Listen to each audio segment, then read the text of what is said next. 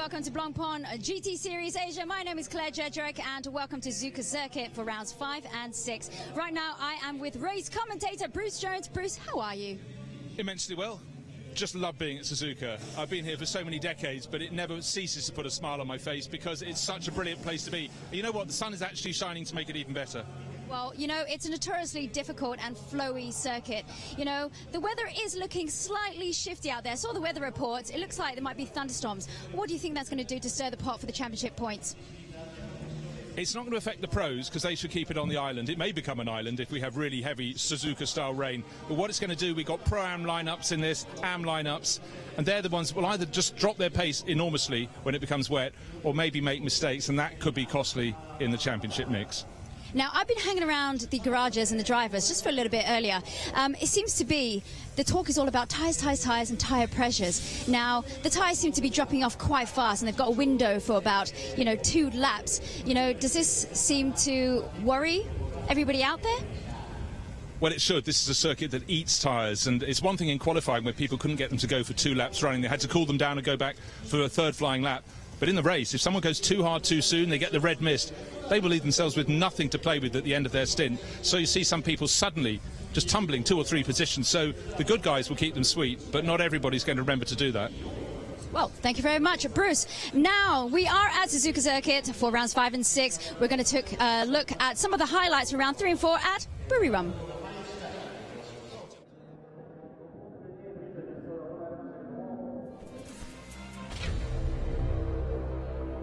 It was hot, humid, slightly breezy, and the Ferrari on the right-hand side with Leo Yi really waited second on the grid. As you can see, running down to turn 1, back in 4th place, and pushing very hard indeed was number 3, Martin Rump at the start. But it was a 999 Mercedes in the lead of the race.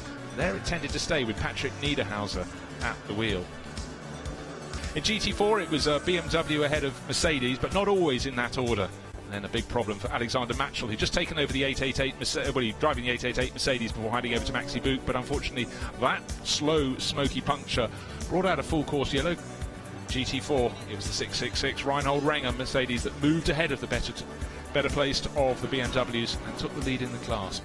And the 19 Lamborghini was the first of the front runners to blink. Dennis Lind brought it in and Martin Kodrick went out and closed the disadvantage. And then this was the lead battle. Martin Kodrick in the Lamborghini, he managed to jump Pommer's Mercedes when they came across a GT4 back market and really started challenging it there at the latest possible moment with a drive-through penalty to be served.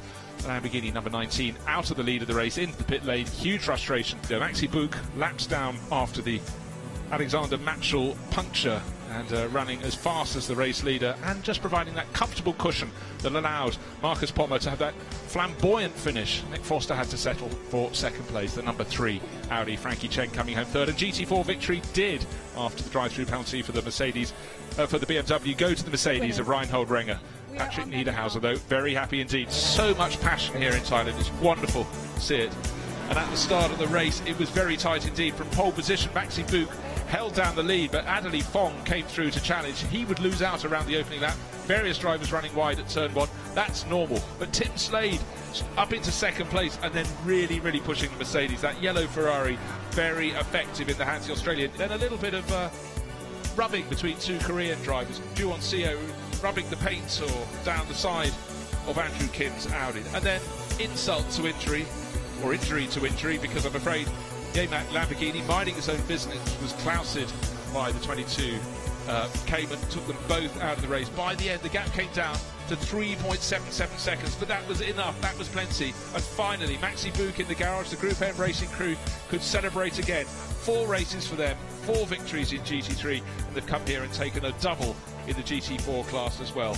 Really good, strong running from Reinhold Renger, who will be truly exhausted. He did the entire race, whereas everybody else ran in 2 driver crews. Hot work, but hot work that made him very happy indeed.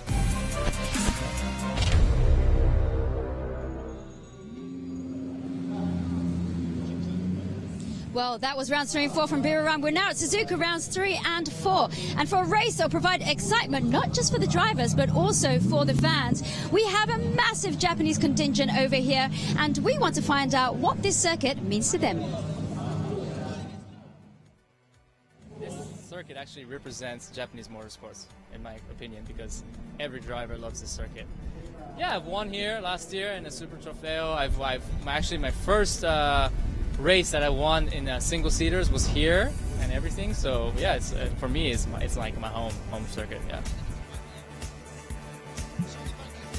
This is a very important circuit, very special circuit. I like this kind of European category.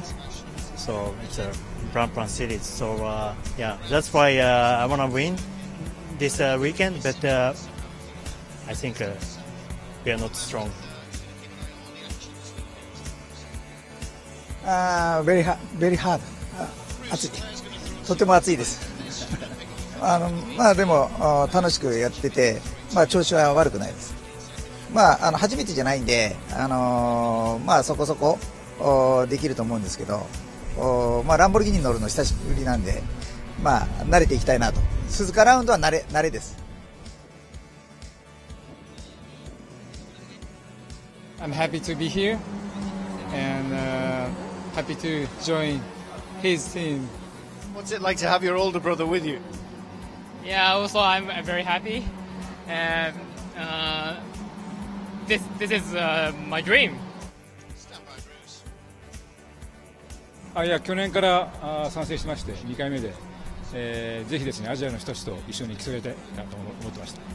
そうですね、去年雨で大変苦労したんですけど、今年はドライで自分のパフォーマンスを発揮できそうなので、ぜひクラスで表彰台を登りたいというふうに思ってます。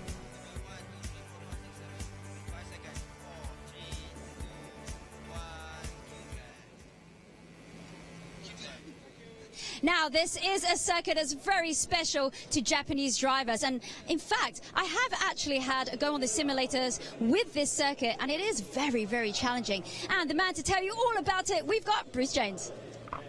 Thank you very much indeed, Claire. Very hot out there. Nice and cool in my commentary box, but don't forget, though you see the flags blowing, it is hot. Not as hot as we had at Chang International Circuit, but certainly the humidity is soaring. That will be a factor. These cars do have air conditioning, much to the driver's relief, because they'll be racing, some of them nearly 35 minutes. It's a 1 hour race. They can change drivers between 25 minutes into the race and 35 minutes in. But right now, all of them will keep the doors open as much as they can. Just looking down there, one of the BMW Team Studi entries that is top of the class in GT4. They're attracting a lot of interest on home ground. As Claire pointed out, a lot of Japanese drivers, 62 drivers in all, 18 of them are Japanese, and great to have a handful of new teams this weekend. But look at the track, their playing field, 5.807 kilometres, 18 corners around the lap, but there's the gradient change as much as the shape of the track.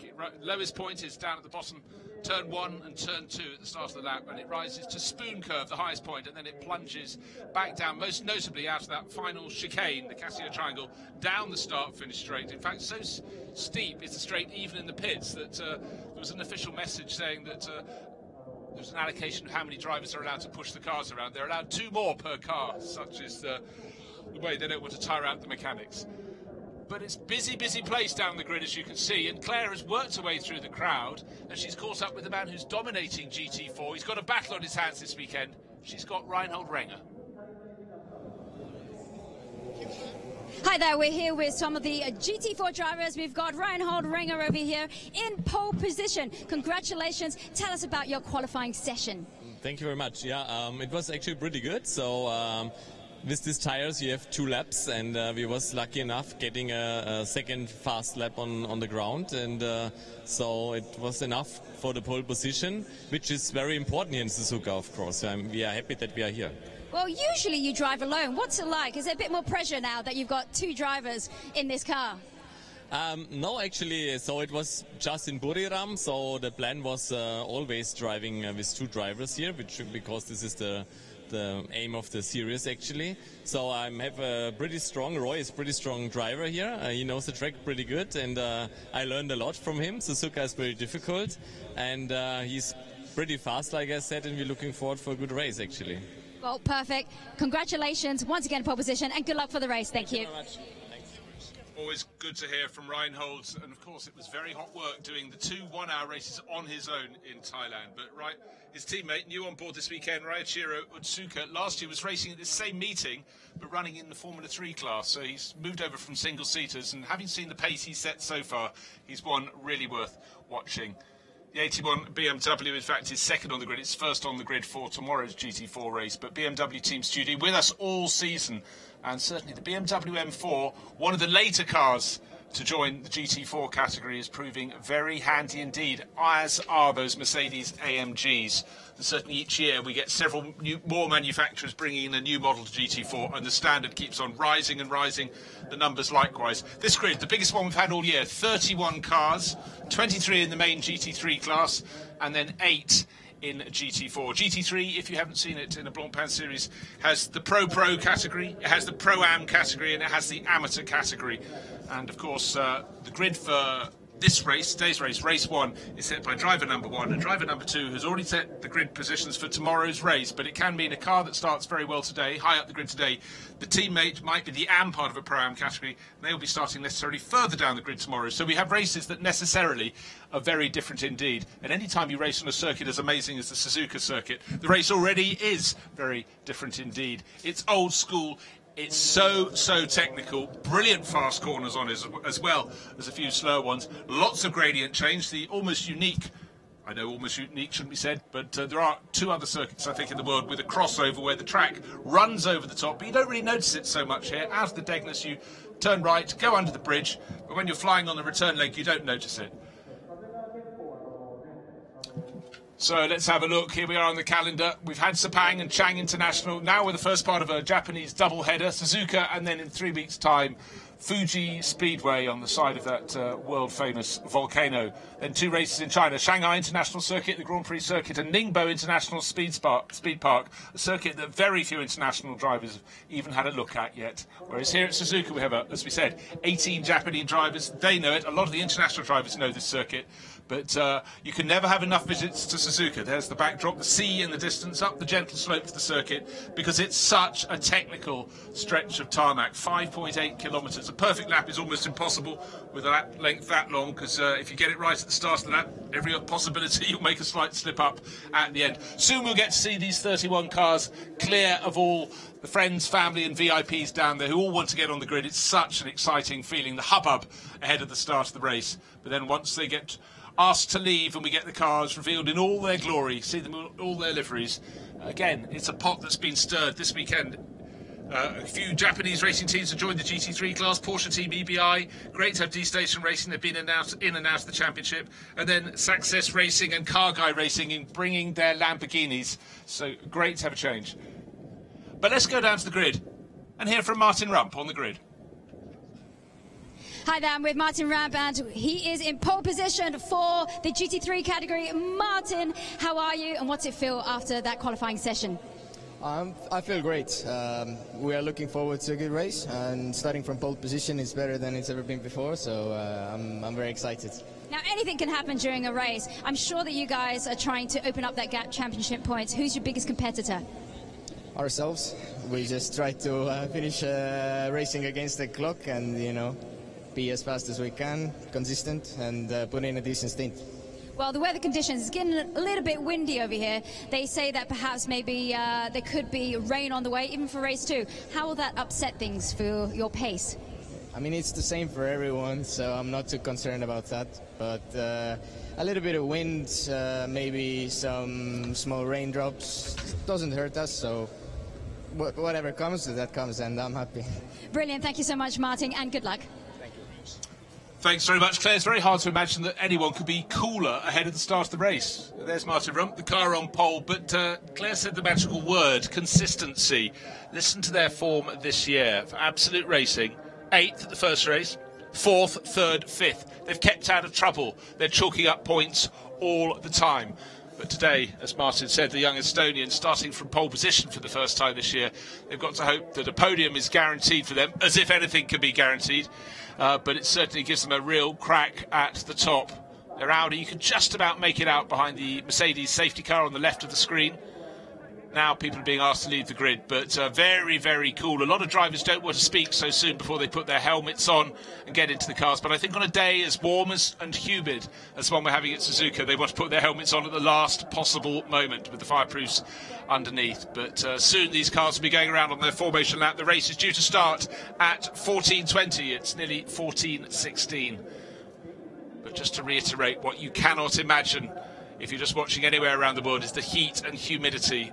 It's going to be a hot stint. The race is only an hour, so for some of the drivers it's 25 minutes in the car, for some it's around 35, but it's certainly going to be warm in there, and any air conditioning they can have will make a major difference to them, as much to the psyche as anything else. But for the drivers lined up on the grid, they're looking down to the first corner, not along to the first corner, down. The track drops away to the first two turns, and it looks as though you could go around the outside, but you start to get diminishing returns if you're on the outside when you've got through one, because turn two is soon turning sharply up the hill to one of the most fantastic sequences on any circuit in the world.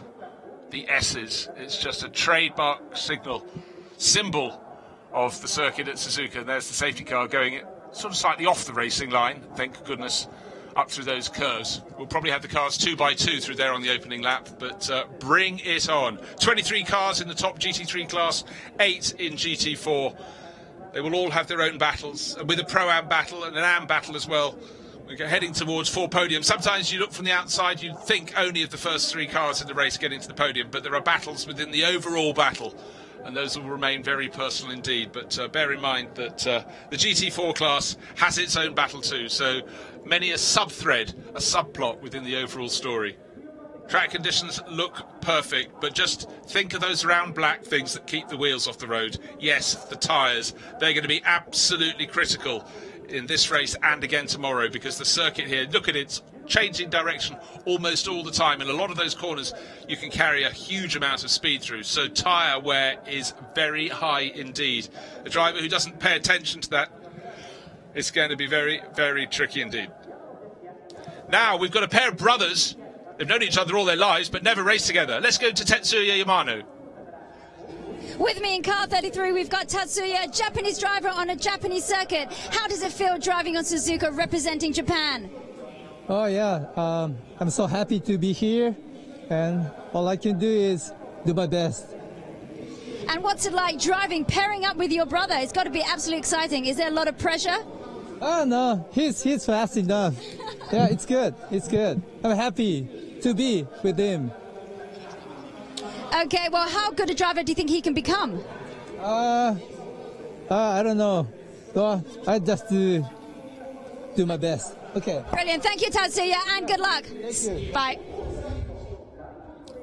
So the Yamano brothers racing together for the very first time. They've had parallel racing careers, but having seen the smiles on their faces in the paddock, I think they're really enjoying this different twist. And a chance for a lot of these Japanese teams to come a race in a fast establishing series. The Blancpain GT Series Asia, nearly halfway through its second season. The grids continue to grow, the prestige continues to grow, the cosmopolitan nature of the grid continues to grow as well, which is fantastic.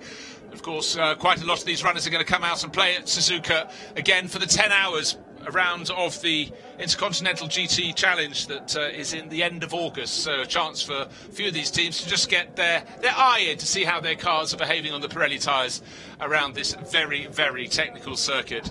So it's great to have a new mix of teams and drivers, and even the established teams that run the entire season are changing their drivers around. So many new faces in new places, but the intent is the same, the content is the same in terms of the cars going out for 1 hour of racing with a mandatory pit stop partway through for a driver change. But for all the drivers on the grid at the moment, it's about keeping it clean, gaining a position or two if they possibly can at the first corner, but principally doing 2 other things: staying out of trouble and keeping some life in their rubber. All too easy to go too hard too soon, and then you really, really will be fighting a losing battle.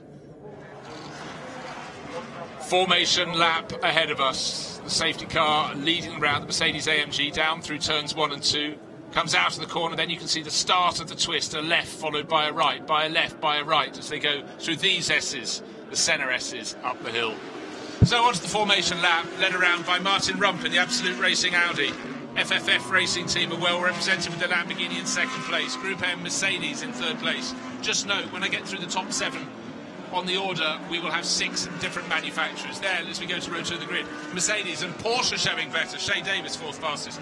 Hub Auto with their Ferrari, joined by a second Lamborghini. Go to the next row, KCMG Nissan, row 5, another Mercedes, and then yet another Audi. The Audi's the tail end of the top 10.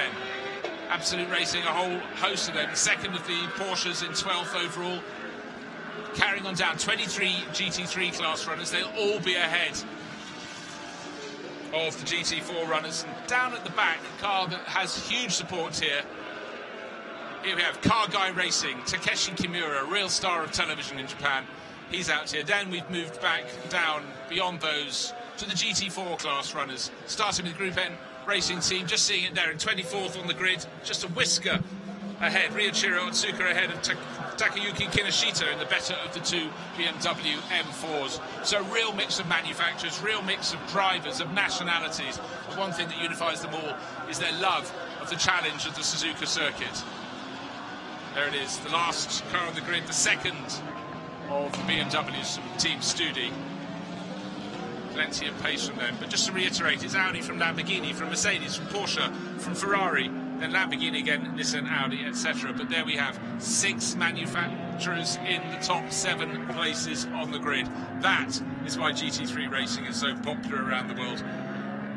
Friends, family, fans all around the world, they have their favourite cars. And the fact that so many of these cars are represented on the grid is why GT3 is so popular around the world. And equally, with each year, GT4 gets more and more manufacturers involved. So many of the manufacturers have cars in both classes. Mercedes do, Audi does, and so we go. BMW does, and many, many others, and Porsche too, of course. And good to see Porsches right up there for the first time, really, this season. 4th on the grid, Shea Davis for Craft Bamboo Racing. Teammate is back in 12th. That's Aidan Reid, 2 Australians in the team there.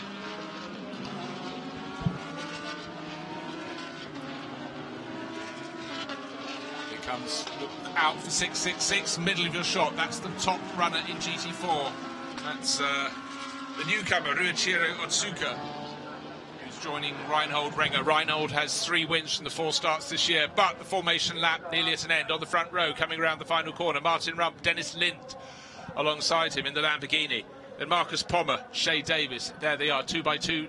Wait until we get the last runners coming around the final corner. It's quite a long hold because we don't want the final corner cars around the corner so they can't see the starting gantry. Look, the red lights are on all 5 of them. The last few cars coming into picture. There we have all 31 cars. The lights go green. Who is better away? Good start from the Ferrari in the middle of the field, but it looks as though the pole man is doing it up. Martin Rump just is he in front of Dennis Lind. Dennis looking to go around the outside. Can he make it work? It's a long way around the outside. He has done the job.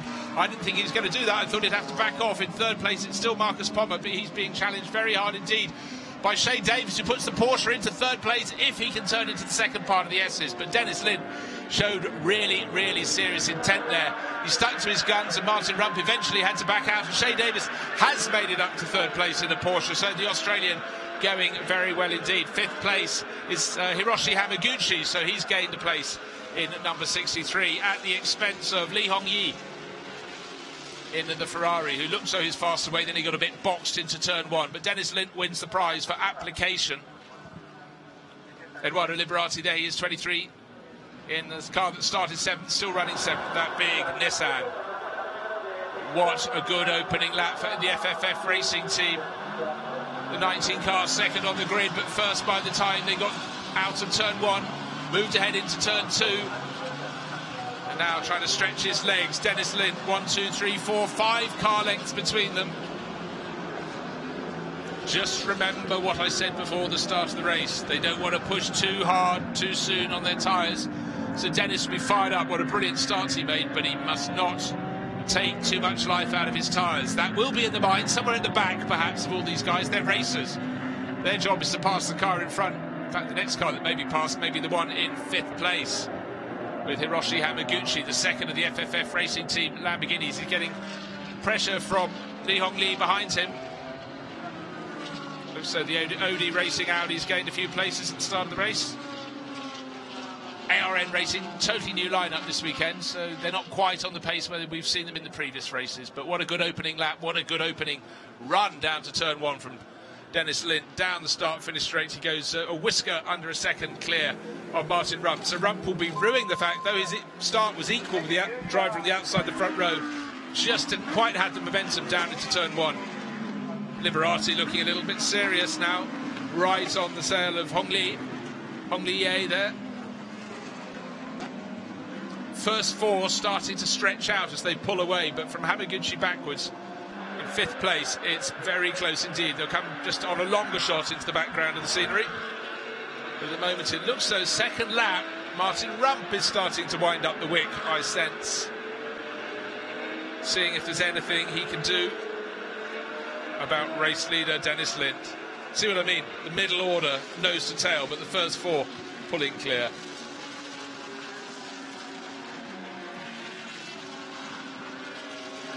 Past the famous Ferris wheel at the top of the hill.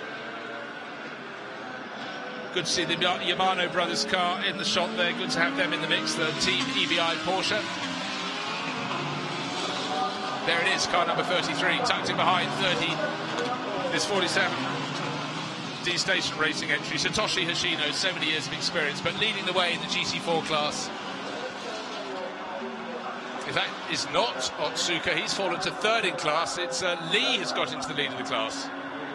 The 51 Lamborghini there is being moved out of the way by 81, which is leading the GT4 class, followed through by the car in 2nd, which is number 11, Brian Lee. So Andrew McPherson at the tail end of GT3 getting a bit monstered by cars that he ought to be leaving in his pace. He wants to get back round them. He's been a bit cautious in the early laps, but certainly 81 Kinoshita does not want to be dropped back behind him, but he wants in turn to drop it. Race leader has no such trouble with traffic. Dennis Lind, 19 Lamborghini, 0.985 of a second clear last time around. Has it gone out? Is it coming in? It looks like it's fairly equal. 1.3, he's gained 0.4 of a second. Shea Davis in 3rd place, Marcus Pommer 4th. Then the Ferrari of Lee Hong-yi.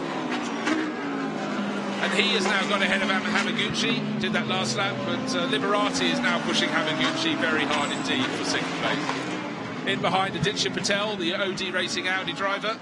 And behind him, Sean Thong, last year's Silver Cup champion, back to play this weekend in the car with Alex Jung. That's the number 5 Audi. Completing the top 10, Aidan Reid gained 2 places, started 12th, up to 10 in the 2nd of the Craft Bamboo Racing Porsches. Oh, Liberati, I can sense the frustration. He's stuck behind Hamaguchi, who started well, gained a position. But you really sense there's more speed in the blue-nosed 23 Nissan. The one he's not getting past Aditya Patel, the Indian racer, now starting to come on his tail on the red and in the red and blue Audi. And Andrew McPherson has got the AMAC Motorsport GT3 Lamborghini back in front of the best of the GT4 runners, and if he just is sensible, he should pull away. He's got more power to play with, more grip to play with. And who's remembering to play that game called Save Your Tyres? We'll find out soon. Lovely shot as the just shows the speed of the cars, even on the place. If you look on a circuit map, it's a big long curve. This is the entrance to Spoon, and our race leaders, 1st and 2nd, Linton Rump, they've been through there, through the compression. They're now on the long straight down to 1:30 Who's had the first part of the tracks gone? First part of the lap went better for Rump, who's chasing. Middle part of the tracks, it's been better by the equivalent margin for our race leader, Dennis Lind. The FFF racing team. Well, Lind and his teammate Kodrich, they've had a pole, they've had 2 second places, a 6th and a 5th, so you'd have to say there's no reason why not in terms of pace. It's such a well-balanced lineup as well. They shouldn't get a 1 on the board. Lamborghinis last year went very well here, and again this year, right at the front end of the field. You have to suggest as fast as Lind is driving, it was down to that brilliant start, along with a determined refusal to back off into the first corner. Martin Rump in this car, the charcoal and blue Audi from Absolute Racing, just eventually had to go, okay, you've beaten me, tuck in behind. But at the moment, he's not quite able to keep up. He's now 1.6 seconds in arrears as they go out onto lap 4. Then's a bit of a gap. Shea Davis still ahead of Marcus Pommer. It really is good. In recent years, the Porsche hasn't been the class of the field in GT3 racing all the time. And in Blancpain Series Asia this year, it hasn't been the form really at all, but it's coming good. And let's hope the tyres can last, because certainly in qualifying we started to see some pace, but the way these cars can eat their tyres it couldn't be a factor race, it is going to be a factor in this race. So let's hope the drivers, particularly the pros, keep their car as balanced as they possibly can. We don't have someone looking a little bit embarrassed, only up to the fact that halfway through their stint they've finished their tyres off. 81, Kinoshita leading the GT4 class by 1 and a bit seconds. Brian Lee, the number 11 TTR Team Saad, there's a famous team name. Is Porsche Cayman running seconds. That's going very well indeed. In fact, it's best run of the year. For BMW Team Studio, we've seen pace before, but normally it's got that 666 Mercedes in behind. And in fact, Rio Hiro Suzuka has dropped to 4th in class. George Chu has made his Porsche Cayman has guided it through into 3rd place in the GT4 class. Now AC1 has got another Lamborghini making its way forward. We had the AMEC Motorsport car with Andrew McPherson advancing, and clearly a problem on the opening lap or so for 390, which is a new entry this weekend. Success Racing, Tomotsu Kondo. He should have the pace to get past and drop the GT4 runners, but clearly the opening laps had a couple of them fall back into the grass of the GT4 field. Oh, and now that's the team race.win. This has been a class winner earlier in the season, but you don't get wins for spins. So unfortunately for Chong, this guy Ringo Chong from Singapore, he's had the spin, and for the rest of the race it will be catch-up time. So competitive, there isn't a gap for you if you've had a spin. You've got to make your own form after that. The McLaren 31st and last at the minute for Clearwater Racing, Richard Wee. Now it looks like a better lap, half a second gained also on the last lap over the race leader by Martin Rump. Coming good, and it's coming down first to second. It got as high as 1.6 seconds, 1.1 second last time around. They're halfway around this lap. Oh, we've got a front right puncture. That is presumably why the 77 Craft Bamboo car is dropping to the tail of the field. So for Frank Yu, first race for them since changing over from a Porsche Cayman, and we saw some punctures this morning, 3 in the space of a couple of minutes, to the extent I thought there was debris on the circuit, but it's the long, slow drive home. How unfortunate for Craft Bamboo Racing. At least their Porsches in the GT3 class are going well. Don't forget, Shea Davis is 3rd at the moment, which should be by far their best race of the year if they could hold on. Now, Otsuka in the Mercedes, number 666, fallen back last time around behind George Chu in the 17 Porsche Cayman, clearly determined to get that position back. All over the back of the Cayman and dives up the inside through the S's. I don't know if there was a spin for 666. You can't have that level of performance advantage and not have had a spin or something to drop you back down the order. So, oh yes, being driven very nicely indeed, really diving deep into the corners. So the Formula 3 convert really getting used to these GT3 cars with some applause. Still 4th, now 3rd in GT4, setting off after number 11, Brian Lee in the Team Saad car, which is just turning into the hairpin. Turning out of the hairpin, that's the silver and grey one. Aditya Patel suddenly in the mix. 8th, trying to get past Liberati, who's stuck behind Hamaguchi. Everyone becoming very frustrated. Sean Thong, the back of that pack, kicking up a bit of debris there.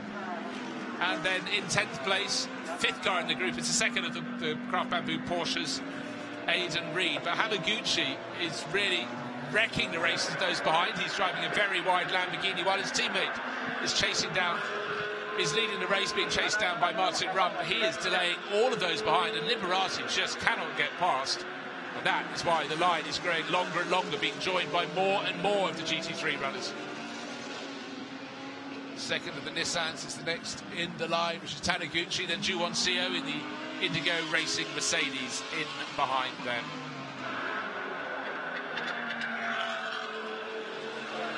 Lamborghini drives a very neutral fashion. And it must be said that Nissan is going better and better, very different sort of car. But it doesn't look terribly well balanced, I must say.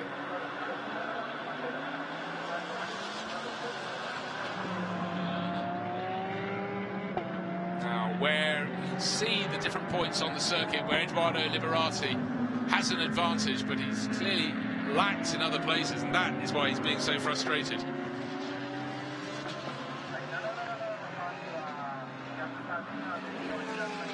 Davis in the Porsche, still ahead of German racer Marcus Pommer. 6 and a bit seconds down on the race lead, very much having her own battle. Canada Ferrari behind them, number 27, close in, the red Ferrari, first of the 2 Hub Auto Corsa cars.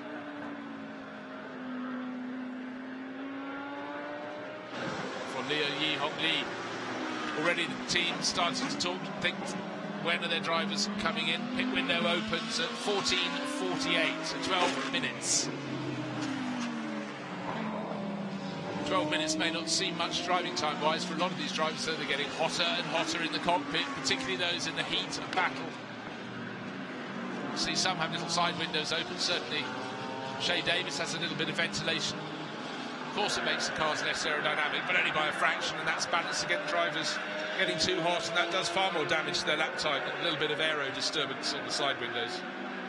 But all along, as these two fight, Dennis Lind, Martin Rump, Paul Clear is under a second between first and second now. Rump is on the charge.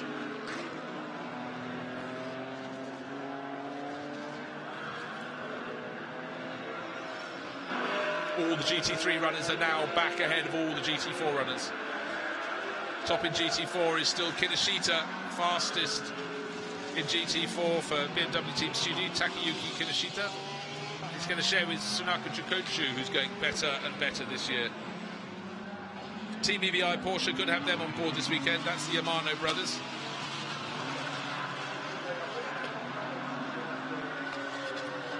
Running in 16th place, very much around the point on the grid where it qualified.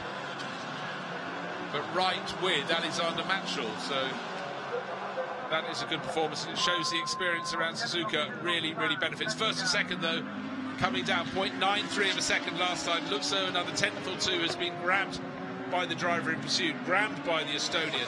That's Martin Rump. 0.934 last time around. I sense on this lap it's been flowing very much.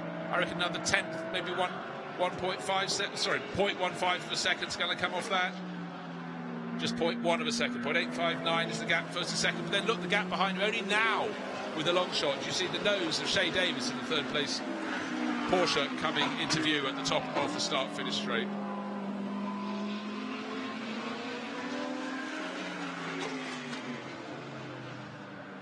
"10 minutes until the pit window opens."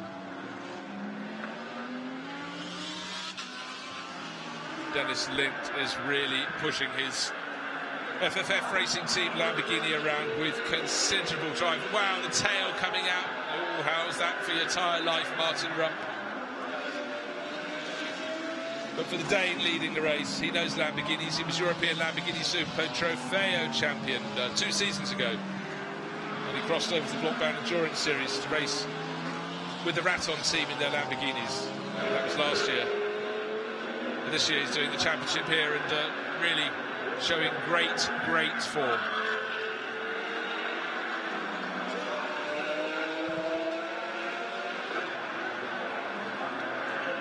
Martin Rump has found another 0.2 of a second.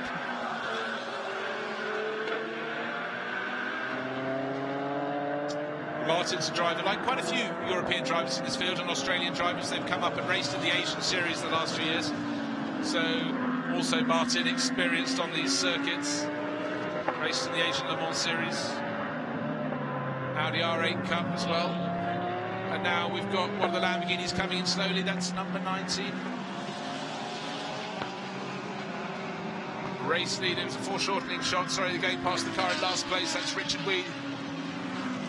Looked a bit slow. It wasn't slow. It was a head-on shot down a very long straight. Of course, that's a run to 130R. With the Audi so close in behind, I couldn't see it. So 19 was all on its own, but 19 not all on its own. Looks as though he's kept it stable. Race leader Dennis Lind, Martin Rump in behind. Martin has gained under a tenth of a second, 0.792 of a second. They've got past the McLaren. I don't think the McLaren actually cost any of the advantage. It's relatively easy to pass. The first two go through turns 1 and 2 in less flamboyant fashion than last time around, so maybe they're getting back on top of their tyres. Ooh, the battle is being rejoined. In GT4, the BMW is still in front, but having fallen to 4th in class in the 666 Mercedes, Ryoshiro Suzuka has got going all over again. GT4 Mercedes in front of them, but that's the Craft Bamboo car, though. Don't forget that had to have a pit stop because it limped in with a puncture. So it's not in the mix. Hopefully it'll stay out of their way. Jean-Marc Merlin at the wheel of that. Sorry, Frank Yu at the wheel of that. Jean-Marc Merlin will take over in the second part of the race. Hobbled not in terms of speed, just in terms of having to make a pit stop for a puncture change. With the GT4 battle enthralling, it's great to have BMW right in the mix to challenge the Mercedes dominance. 4 races so far in GT4 in this year's Blancpain GT Series Asia, and 4 Mercedes wins. But the promise that's been shown by BMW Team Studi is being shown all over again. Look how much tighter it is through Spoon Curve. Bit of a mistake there from Suzuka, too deep into the first part of the corner, ran over the curves, had to come off the throttle, and that's given a little bit of breathing space to Kinoshita. There's Kinoshita, BMW in the mix. And here come the race-leading cars to come and challenge the quicker GT4 cars. Number 11 has just been passed. That's Brian Lee, very easily by Martin Rump in 2nd place overall. Actually sense that Martin hasn't done as well in traffic this time around.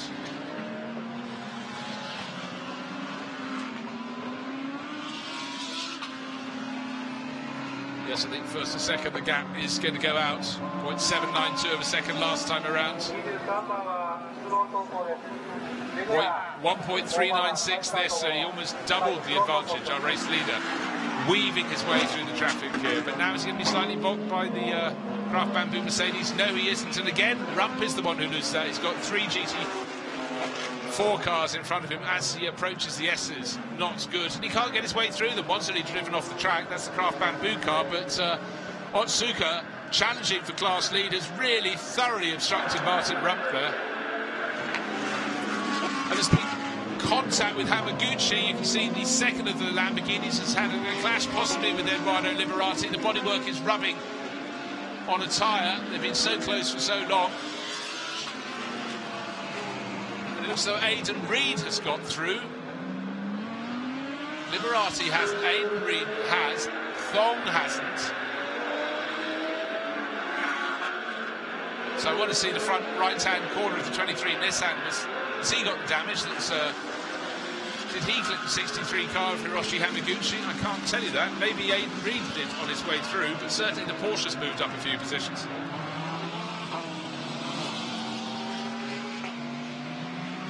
Will that tyre last? The 991 car, you can see, has made its way through.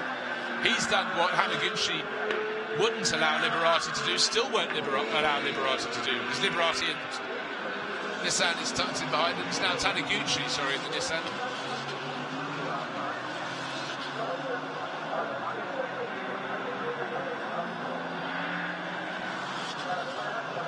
And I was just looking on the timing screens for 23, because I suddenly realised it was the 18 Nissan I was looking at, not the 23. The 23 is limping home. White wave flag, slow car on the circuit. So the car that was challenging Hamaguchi for SIG is limping in, shaking and quaking its way down the long run in. So that must have had the contact. Where's his, which tyre is punctured? Looks like suspension damage as much as anything else. So having been stuck, you can see, the front right-hand corner has clattered the left rear-hand corner, presumably of the Lamborghini, and the frustration must have got too much there for Liberati. He's dropping down outside the top 20 and effectively totally out of the running. And in among all of that, Otsuka's has got past into the lead of GT4 and 666, the BMW Kinoshita already dropping back behind him. So there's been a sudden shakeout. Let me just read you down the order. It's Dennis Lim from Martin Rump, as we've seen at the front field. Davis and Palmer, they haven't changed. Yi still in 5th, but Aditya Patel up into 6th. After that sort out between Hamaguchi and Liberati. Suddenly into 6th place goes Patel. Aidan Reid up to 7th. Taniguchi in what was the second of the Nissans up to 8th. Sean Thong lost a bit of ground. He stays 9th. And for now, Hamaguchi's in 10th place, but as you can see, Ju-Won Seo's challenging in the Mercedes. Have they clashed again? This is an opportunity for the car tucked in behind Seo, which is Andrew Kim to see what he can do. No, it's Anthony Liu now in number... Oh, they're all getting very close indeed. 37 is Anthony Liu. He's about to run out of the circuit, as he does, trying to go around Hamaguchi. Hasn't worked for him. Wow, sudden flurry of craziness out on the track. For Hamaguchi, slowing and slowing and slowing. In that number 63 Lamborghini. Was there any damage to the tyre as well? Hasn't gone down, hasn't deflated. Car number 77 has got a drive-through penalty for contact at T11. It also was under investigation for speeding in the pit lane. Car 77 is Frank Hughes, Craft Bamboo Racing Mercedes that came in with a puncture, don't forget, earlier in the race. That's a GT4. Battle for third place. Shea Davis ahead of Marcus Pommer. Porsche 63. Oh, with Hamaguchi has finally gone off the circuit. He was the one limping around with the bodywork rubbing, and now it's gone down. Eventually the bodywork cut the tyre. I think that's up at Spoon. It's the infield at Spoon, so that's going to be a long, slow limp in. This is the big worry. Once the tyre gets a cut, it can start to come off the rim and flail around and rip all the insides of a wheel arch off. It looks as though, unfortunately, Hamaguchi couldn't quite make it to the pit window opening, which is in about 2 minutes' time. And unfortunately, those further laps meant the sister car to this car, the race leader, Dennis Lind's car, is out of the running. The last few laps have been very, very kind indeed. We saw Dennis Lind doing well in traffic and Martin Rupp having a horrid time. 4.1 seconds is the race leader's advantage. Don't forget, it got down to about 0.7 of a second and stayed there until they hit traffic. And then everything went in the way of Martin Rupp.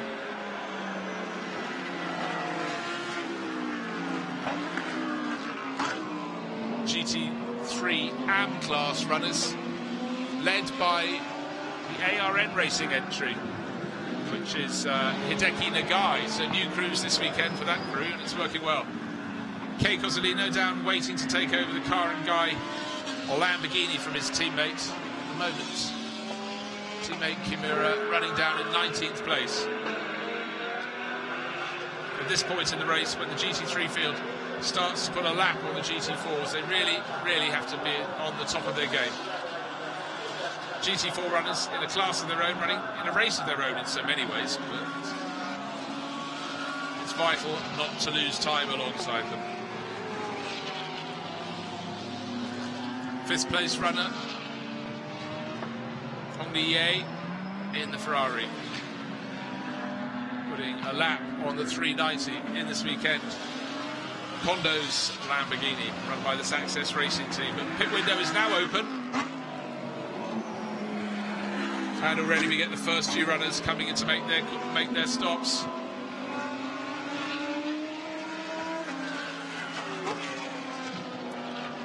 And we have Marcus Pommer has come in from 4th place in his Mercedes. Hong Li has come in. Aidan Reed, Aidan Reed stays out. Aditya Patel comes in, but the top 3 runners have stayed out. That's the Lamborghini of Dennis Lind, the Audi of Martin Rupp, who gained half a second back last time around, and Shea Davis in the Porsche.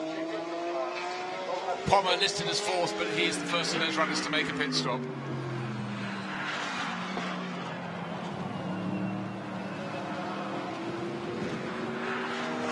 So Frank Hugh listed as last, drive-through penalty to add to the puncture for the 77 Mercedes. But of the front-running crew, Aditya Patel got up to 6th place, handing over to Mitch Gilbert. There's Aditya with the yellow helmet. He's out and his job is done for today for OD Racing. Down on the ground, there's a minimum pit stop time, so they finish the pit stop, but they have to wait until the car has completed the time at which it has to be at a standstill. And then only when that is done should the car be waved out. If it goes before, there'll be a drive-through penalty or a long time added to their race, elapsed time at the end of the race. 63 Lamborghini, don't forget, that's just emerging from the pits, but that's the one that had the tyre go down, the puncture that had it off the circuit. Importantly, 999, which is Marcus Pommer's car, handed over to his teammate Patrick Niederhauser, but it stayed just ahead of the red and white Ferrari behind, and that's the car that came in from behind. Number 27, Hong Li handing over to Nick Foster. And that's the car that's starting tomorrow's race from pole, so it's a good pairing. Marco Mapelli has taken over, but that slow lap in, is there any bodywork damage? Back right-hand, left-hand corner? Yeah, just a little bit. See a slight crimp from where it had the contact with Liberati's Nissan.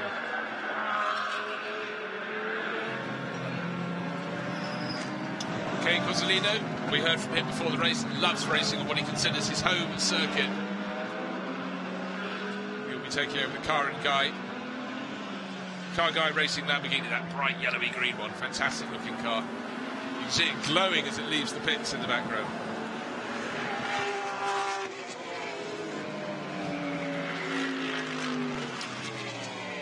The 888 Mercedes, Alexander Matchell was driving around 12th position, 14th position. It's emerged in about 15th position now with Raffaele Marciello at the wheel.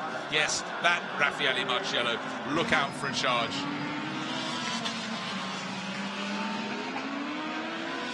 Lintz and Rump, first and second, 4 seconds between them. They have decided to go for the longest stint they can. They've stayed out for a further lap, but Shea Davis has brought the 911 Craft Bamboo Racing Porsche in from third. Yes, reiterate, great run from Shea Davis.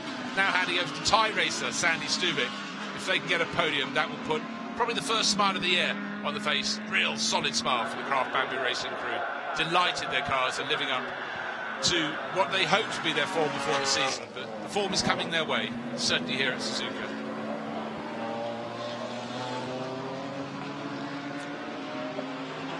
Time seems to be a little bit jumbled for the next few laps. 82, not really in the overall reckoning. He's up to 5th in class, Kenny Rata, but not all the runners, his rivals, have made their pit stops. So once they've done, I think we'll see that car that was running down towards the tail of the field lose a little bit of the ground. So who are the winners, who are the losers? The number 5 Audi going hard over the curbs. It's now Alex Young has just taken that up. But Dennis Lynn almost blocked on his way in. So race leader into the pits. He had a 4-second advantage. 1 point, it was down to 0.6 of a second. He worked the traffic best, and unfortunately for the chaser, Martin Rump, who I think has possibly stayed out for one further lap. Yes, he has. The last 2 laps have been very unkind. It cost him about 3 seconds. Good thing no one was standing right in front of the board as Dennis Lynn braked very late for his pit stop. But what a well-balanced driver pairing, because Martin Kodrich next on board. It really is not about the ultimate pace of your best driver, it's about the average, the combined pace of your drivers, if you want to really shine in this championship in the professional class. So, Martin Kodrich just been with Lamborghinis for a very long time. Great job. So let's have a little replay of something that's not in the textbook of how to stop for your pit stop. Slightly unsighted by the team EBI Porsche, pulling out across its path, left the braking too late, but that's why you have a marker board, so someone can pick it up.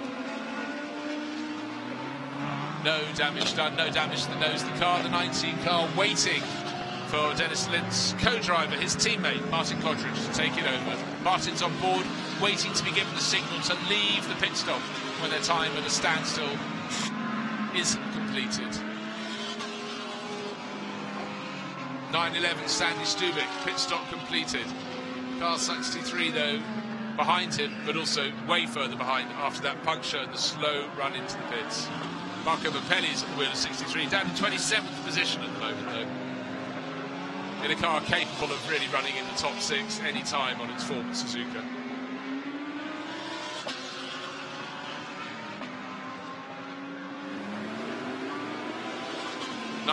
Kodrich just out of the pits, and not that far ahead of Marco Mapelli in the sister car. But Marco, don't forget, is a lap down after its slow limp in. But let's go down to the pit lane, because the driver who made that brilliant start led all the way up to the pit stop, Susan Clare, who's talking to Dennis Lynn. Okay, we have with us number car 19, Lent. Lent, what a phenomenal drive. You maintained the lead just now. I could see in your face your expression. How was your pace out there? I was really, really happy. I had a little bit hard time. I had a little hard time catching or getting away from Martin, but as soon as we got to the traffic, I knew I had a bit of an overlap, and I just tried to build on that, and it seemed to work out really well. We had a really good gap when I came in the pits, I feel. Yeah, so do you have a lot of confidence in the next part of the race moving on? Yeah, sure. Martin, he knows how to handle himself for sure. We have some fresh rubber in there, so I'm sure he's going to pull out a mega job. Unfortunately, we have a 10-second penalty because we finished second in Chang, so we are a bit behind in that aspect, but I'm sure we can pull off a podium. Okay, nothing stopping you. Thank you very much, Lind. Thank you. Thank you very much. That's a factor in the Blancpain GT Series. Success can mean time penalties. If you win a race, you have to be at a standstill for an extra 15 seconds and a pit stop. Second place means 10 extra seconds.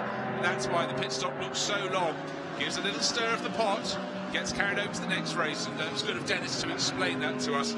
So really, no pressure at all on his teammate, but for Martin Kodric, here is Kodric. He's just got to press on and try and claw that back. It's an extra 10 seconds would ruin most people's races, but their form has been good. Oh, a big twitch there for the Indigo Racing. Mercedes roll off. Bruins has just taken that over. And really in the thick of the traffic.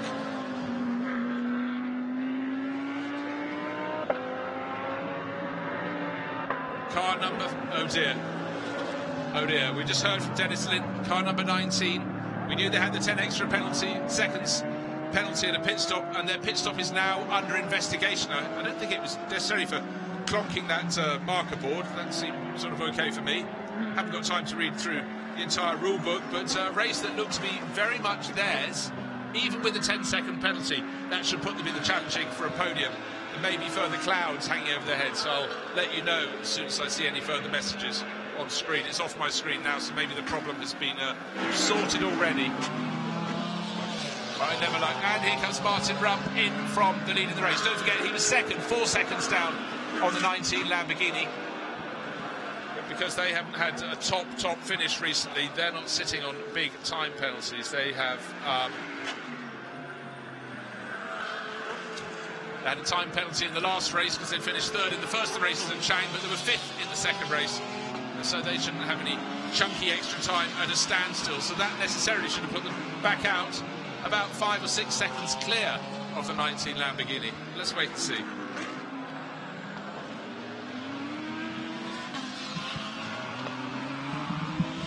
Good solid stint from Rump, but he'll have been frustrated that pole position didn't translate into the lead down into turn 1. He had to let the 19 Lamborghini with Dennis Lind on board go around the outside.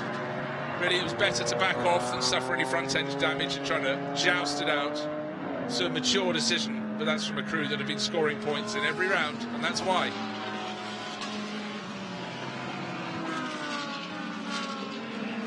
Pit window is still open, but the last of the cars now leaving. In fact, pit window just closed, but it doesn't matter as long as they were into the pits before the pit window closed. You can still see some cars in the pit lane, the second of the Craft Bamboo Porsches. And in the background, the Clearwater Racing McLaren.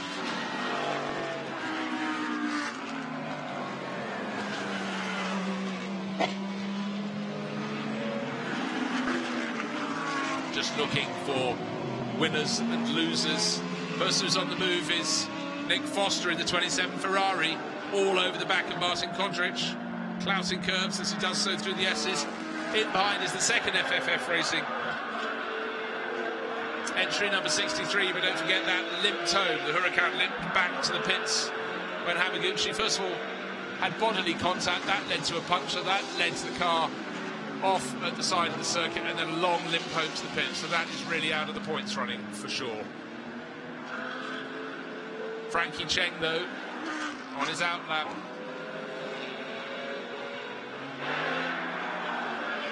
Lights are flashing. Nobody in the GT3 car wants to lose any ground getting around a GT4 car. Would have preferred to be up the inside. The driver has just taken over number 11, Tony Fong, not being enormously helpful there, unfortunately.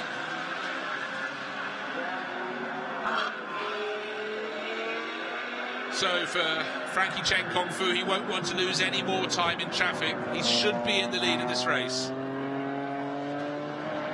In fact, I'm just waiting to everybody to meld. Darrell Young is second, Sandy Stuvik is third. So we've got the two Porsches from Craft Bamboo Racing having the best race of their season by some old margin. But I think the Oh Young position, sorry, I've jumped the gun there, is going to be slightly artificial, because that was in the pit lane that was timed across the start-finish line, but it's on its outlap, so that won't benefit. But now Aditya Patel has handed over the 86 Audi for Audi Racing to Mitch Gilbert. Mitch is having a battle out there. Number 18. This out from KCMG now in the hands of Alexander Imperatori, and he's looking very, very feisty, pushy. Frankie Cheng being challenged.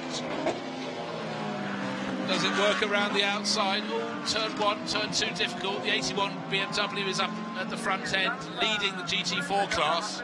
But it's the cars behind fighting over the lead of the race I want to see. So Mitch Gilbert's keeping Imperatori behind him at the moment. But here's the battle.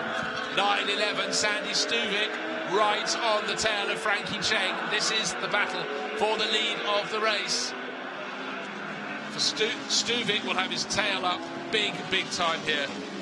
Craft Bamboo Racing Team. So far, Stuvik and Shea Davis have finished 10th, 12th, 11th and 8th. This is another planet.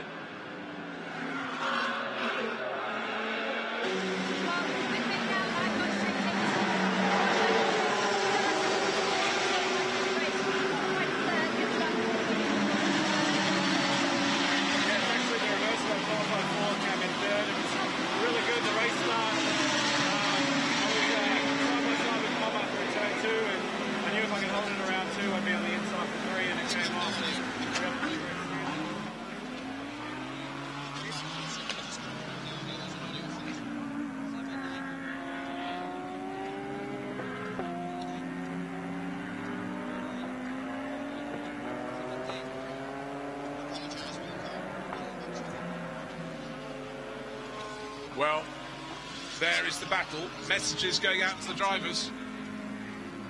For Shea Davis, 4th became 3rd, 3rd became 2nd, and 2nd could become 1st because Frankie Cheng is just in front. We're dealing a quarter of a second between them at the moment. So well done for Claire for getting down to speak to Shea Davis. He'll be very pleased with life indeed. Just to reiterate, they haven't had the most garlanded of seasons. 10th, 12th, 11th and 8th, and now they're fighting for the lead of the race as they go down the slope. Martin Kodrich is in 3rd position.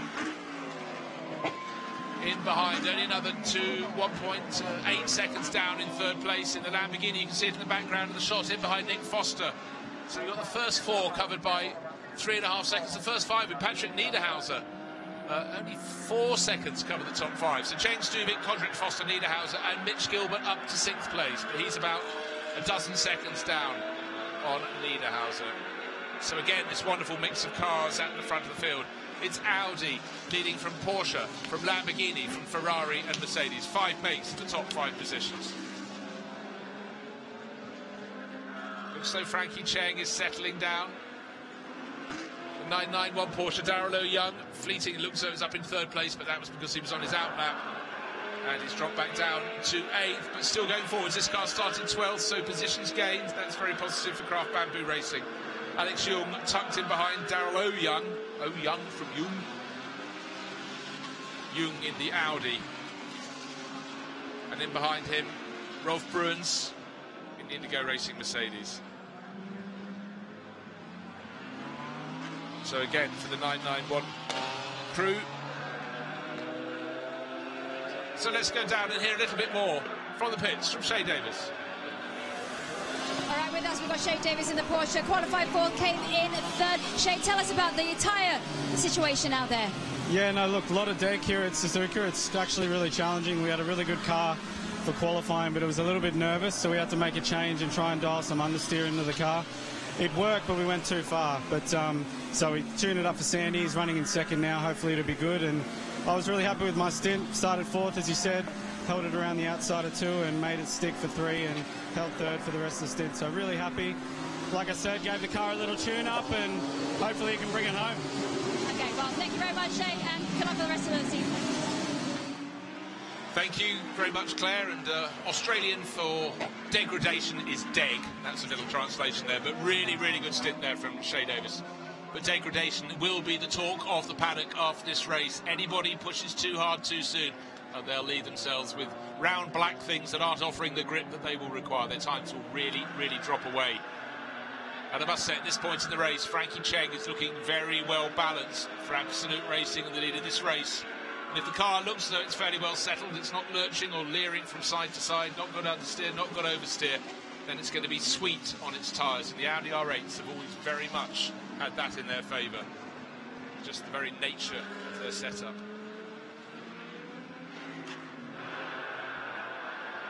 And for Frankie Cheng and the Absolute crew, their best result so far was the 3rd place in the first of the 2 races at Buriram, followed by a 5th in the 2nd race.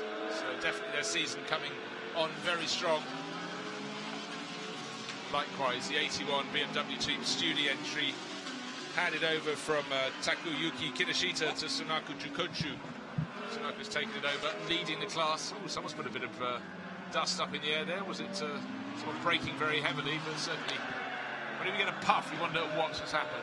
There's Ben Porter moving back ahead after his pit stop. He's in the AMAC Lamborghini. First to second, it's got down to 1/4 of a second with his last few laps, last couple of laps in particular, being very kind to the race leader. He's now 1.4 seconds clear. 3rd place is Martin Kotrich. You can see him in the black and green Lamborghini right behind Nick Foster, another Australian racer, in one of the 2 Hub Auto Corsa Ferraris, getting a bit frustrated because he can't get past, and Patrick Niederhauser in the 999 Mercedes tucked in behind as well. So got to be careful. Foster has one little slip up, trying to go past Kotrich's Lamborghini, could lead to him opening the door for the Mercedes driver to Niederhauser, the driver with 2 wins under his belt this year.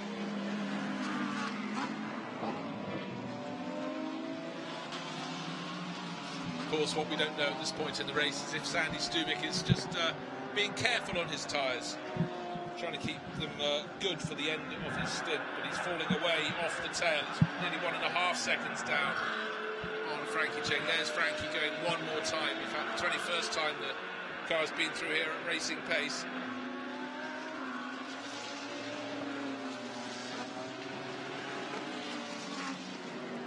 He ran 2nd in the first half of the race. Got very close to, but not past the race-leading 19, the Lamborghini. The Lamborghini then had 10 extra seconds at a standstill in the pits. If it wasn't for that, it would be leading the race. But it isn't. There it is. 3rd in this grouping. 4th is Nick Foster, the red and white Ferrari. 5th, Patrick Niederhauser with the Group M Racing Mercedes. Don't forget, the Group M Racing Mercedes have won all 4 races so far, but it's going to look as though it's one beyond them. They're at Suzuka today. They won both races at Sepang and both races at the Chang International Circuit at Buriram in Thailand. Importantly, though, not all the same driver doing the winning. Patrick Niederhauser has 2 wins, but the rest is spread around the crew, with Maxi Boot coming on last weekend to take one of those.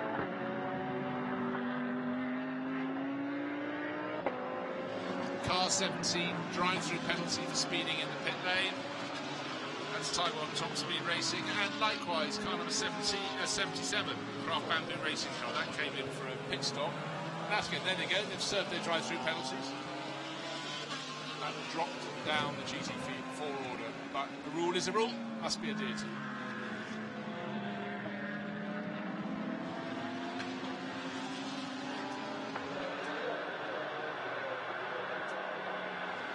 Station Racing, Porsche still charging around out there, car number 47, down in 16th place, however. This is a bit further up the order, it's Mitch Gilbert, 86, just ahead of 18, Alexander Imperatori.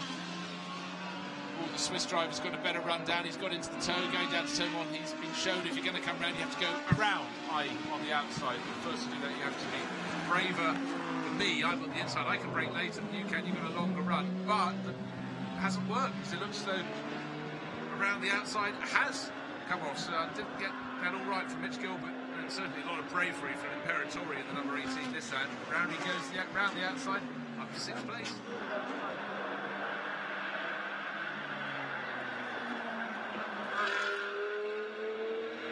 And now in front of Gilbert, you can see how the Nissan is able to carry just so much more speed up the hill.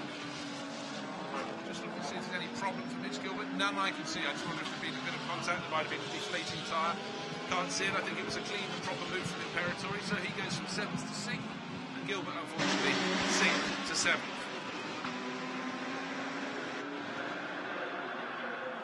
And it's good to see while the drivers are out there getting hot and flustered, the garages, that was ARN Racing, and just working out where to use their aircon, whose trousers to spray it up. It's a hot and humid day at Suzuka, and any bit of coolness is going to be incredibly welcome.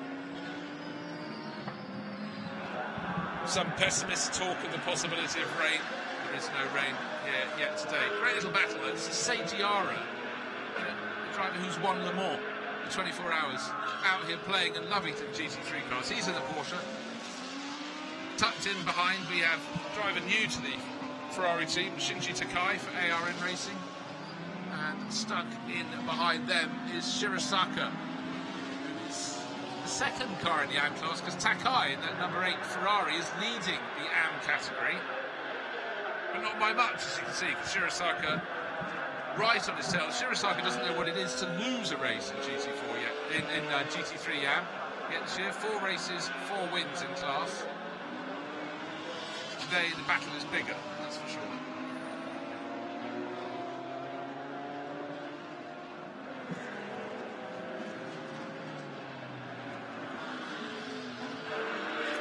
Nick Foster pushing Martin Kodric very hard indeed for third in the race.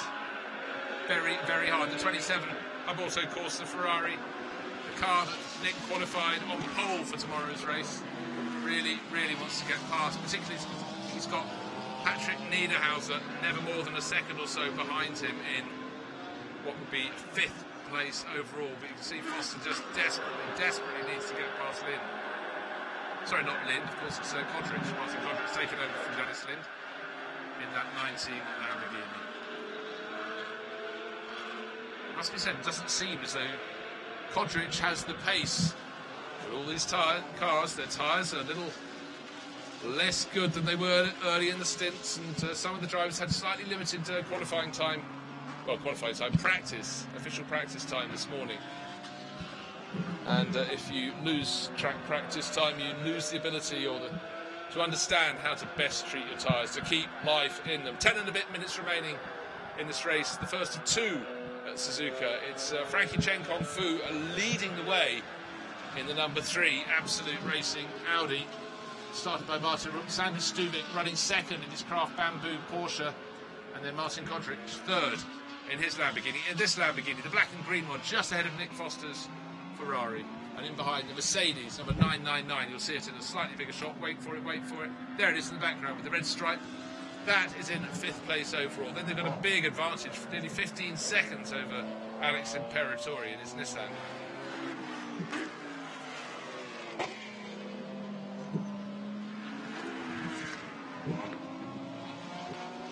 Getting close at Suzuka is one thing, and you can hardly get any closer than Nick Foster is, but finding a way past is very tricky, most notably here at the S's. You've just got to bide your time. Number 28 Ferrari, Tim Slade, trying to get the car up the order. He's running at the pace of the leaders, but he's way down in 17. The 2 brothers, the Yamano brothers, car number 33, that is just ahead, where is it, 15th overall, running sort of on its own at the moment. Be interesting to compare the fastest lap splits of driver 1 and driver 2, brother 1 and brother 2. It's Naoya Yamano at the wheel at the moment. Drive-through, stop-and-go penalty for 991. Don't worry, that was the less well-placed of the Craft Bamboo Racing Porsches. Stop-and-go penalty, but the engine is off. They're looking at something under the car. Oh dear, dear, dear. So that's suddenly gone tumbling down the order from the tail end to the top end. Darrell O'Young has damaged the back rear corner, the rear right corner of that car. It's been hit up the back, the splitter is damaged. Has he also had a little spin to do that? No, so he's been rammed from behind. Oh dear. Luckily for the team, Sandy Stuvik is running in 2nd place overall. The D-Station Porsche, nothing to do with the Craft Bamboo team, but that's at least out on the track. And car 37, well, we now know who did the damage, because 37, which is Josh Burden, has clearly hit the back of the 991 Porsche. That's why Darrell O'Young came in with rear-end damage.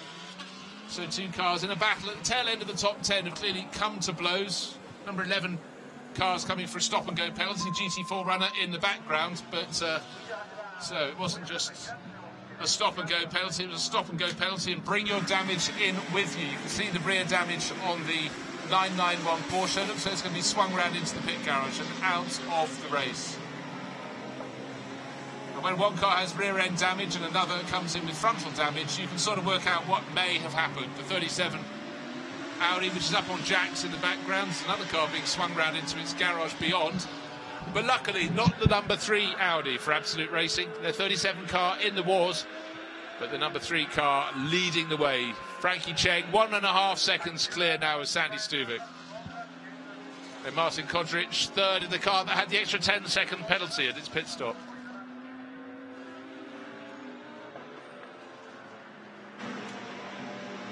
So it wasn't just the 37 Audi that was damaged for Absolute Racing, the number 7 as well. Adelie Fong had just taken that over. So what we're suddenly seeing is a few people moving up the order, moving into the tail end of the top 10. To himself that Roloff Bruins, the Indigo Racing Mercedes, up to 10th, up to 9th is Raffaele Marcello, and he's chasing down Alex Jung in the number 5 Audi. But our race leader, Frankie Cheng Kong Fu, here he is in the number 3 car, 6.5 minutes remaining, 1.5 second lead. Then another 3 seconds back to Martin Kodrich in the Lamborghini in third.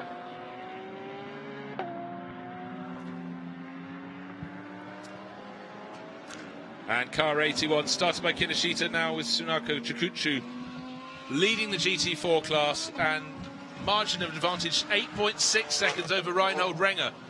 So any win is a good win in GT4, but if you can do it over a driver whose car has won 3 of the 4 races so far, then you really, really, like BMW Team Studi, are laying down your marker.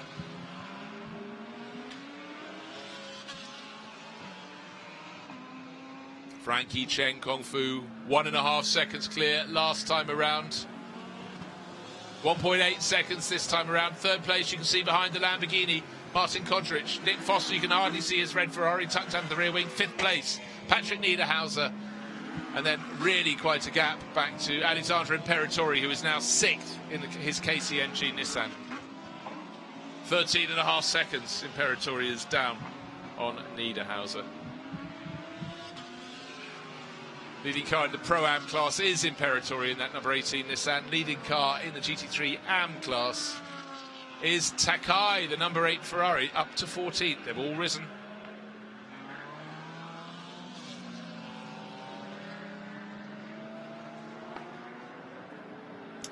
Mitch Gilbert running in 7th place. How are his lap times bearing up? Oh, he's not lapping really at the same pace as those in front of him at the moment. So I don't know why he had a slightly slower lap. May well be that the tyres on that car are really starting to go. I said you get to the point where they, use the phrase, drop off a cliff, and it could well be. His last lap was about 3 seconds off the ultimate pace. 3 and a bit seconds off the car's own fastest pace. All the teams having their cars slower than their ultimate at this point in the race. The closing points then knew their tyres would be hanging on for dear life, and for some of them they clearly are.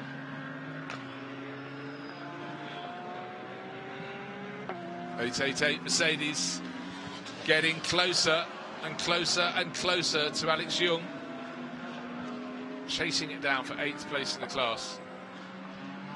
Here's the battle there, fleetingly, was the battle for GT3 Am. It was Takai from Shirataka.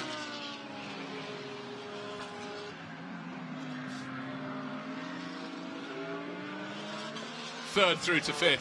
Kodrich, Foster in the Ferrari, just out of shot. Patrick Niederhauser starting to run out of time to make their moves. 3rd, 4th and 5th, but they're staying in that order for yet another lap. 1st to 2nd, getting towards the end of the race. 2.2 seconds clear. Each lap, just a bit more of an advantage. Pulled out by Frankie Cheng.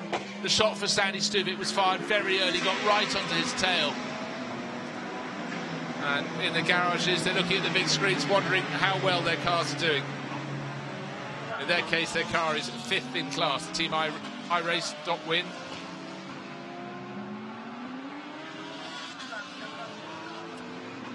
The 81 Team Studi BMW, 23rd overall, leading GT4, and just seems to have everything under control.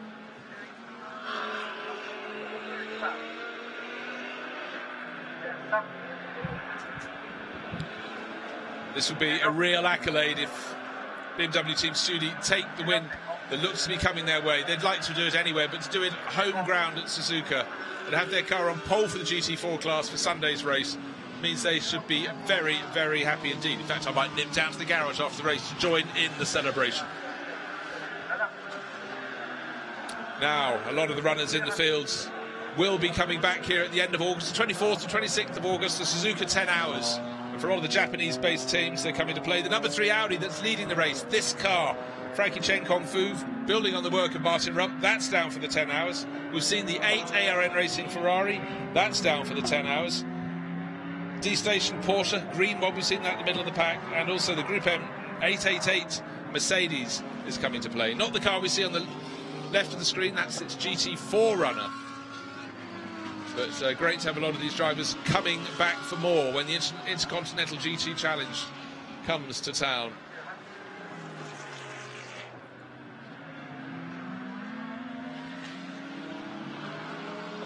Frankie Chen Kung Fu 2.2 seconds clear, goes on to what will be the penultimate lap. No, in fact 1 minute 40. This should be the final lap. Its advantage is stretched out to 2.6 seconds exactly. Looks as though Martin Kodrich will bring the Lamborghini number 19 home in third place. Just Nick Foster close behind him, but just hasn't been able to make a challenge. So unless Nick has kept something up his sleeve, prepared to be used once and once only on the final lap, it looks like he's going to stay in fourth place.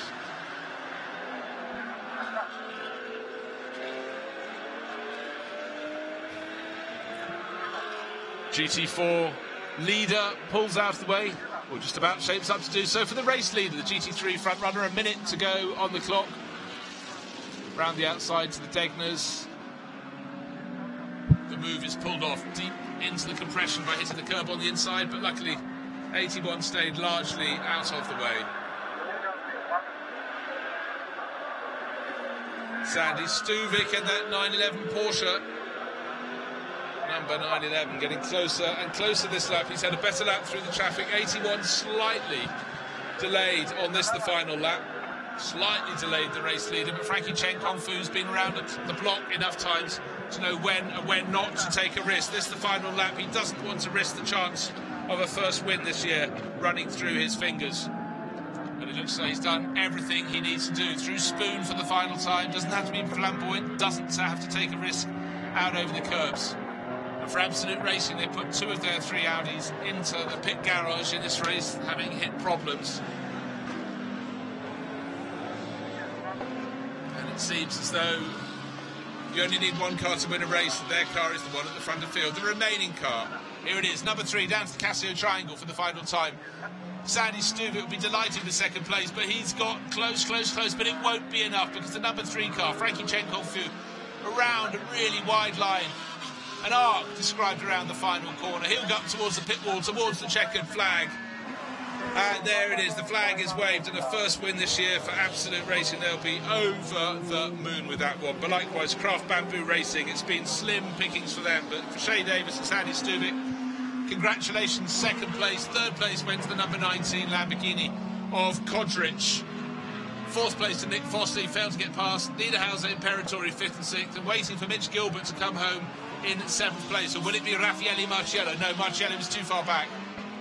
But victory there for Martin Rump and Frankie Chen Kung Fu. Number 19, had it not been for the extra 10 second, so they had to be at a standstill in their pit stop, the race would have been theirs. Brilliant opening stint by Dennis Lind and brought home by Martin Kodrich, but it's like success balance, if you will.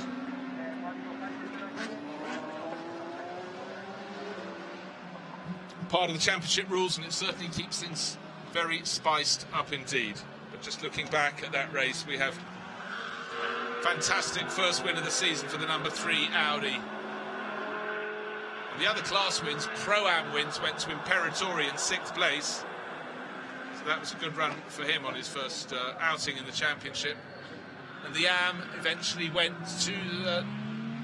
Well, it happened again. It didn't go to the ARN Racing Ferrari because it got flipped over, and the 45 KCMG crew has taken the AM honours, came through late on. So they took victory in that class. So well done them. And GT4 did not go to Group M Racing. Mercedes didn't go for a Mercedes for the first time. It's finally with the BMW outfits, and Team Studi with their 81 entry, winning that in 20th place overall.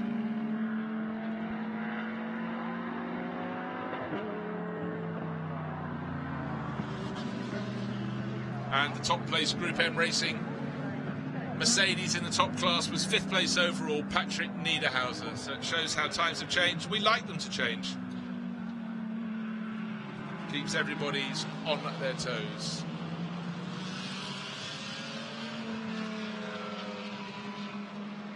So with that late change, victory in the AM class, just to reiterate, going to the KCMG Audi crew. But it was an overall victory that counted for the Absolute Racing Audi crew, and that went to Martin Rump. And the driver bringing it home now, just about to turn into the pits, Frankie Chen Kung Fu.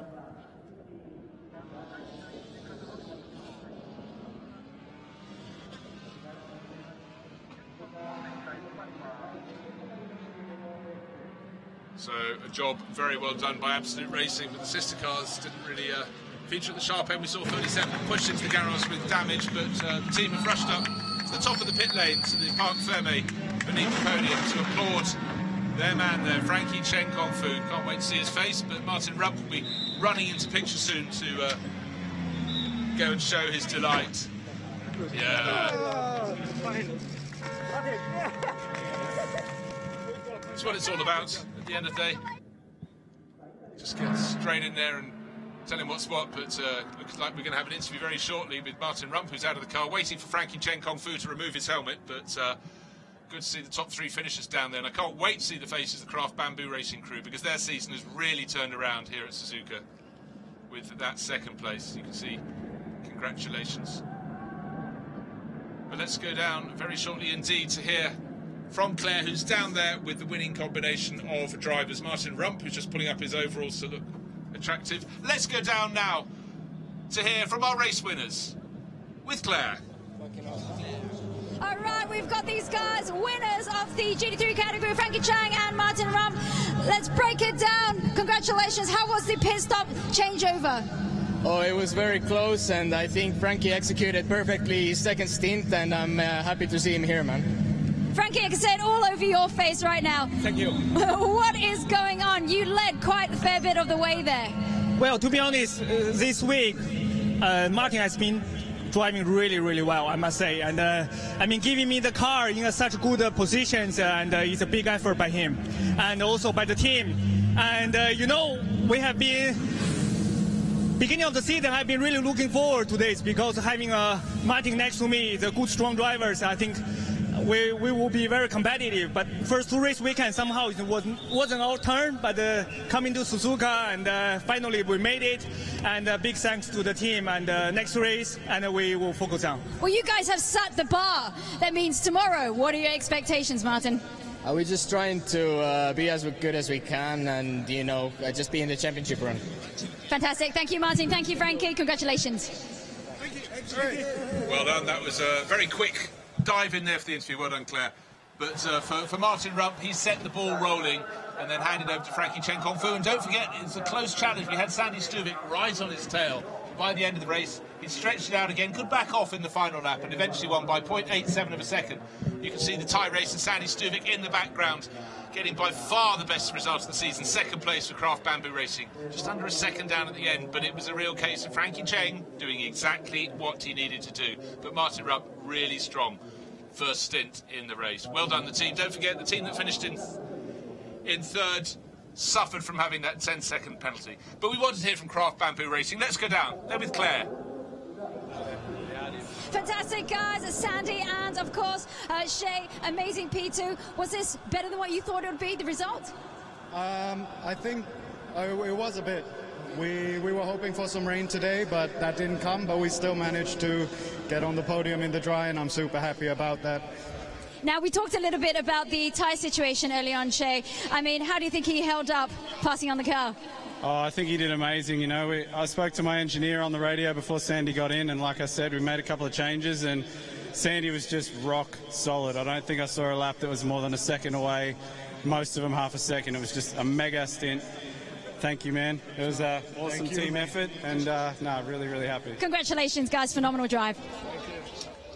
I said they'd be happy, and they didn't disappoint. You can see the delight. Job well done. And they were speaking before the race about they thought their only hope was for a rain shower during the race. That didn't come, and they must be delighted that they managed to sort the car so that it didn't chew its tyres up too quickly and was still competitive at the end.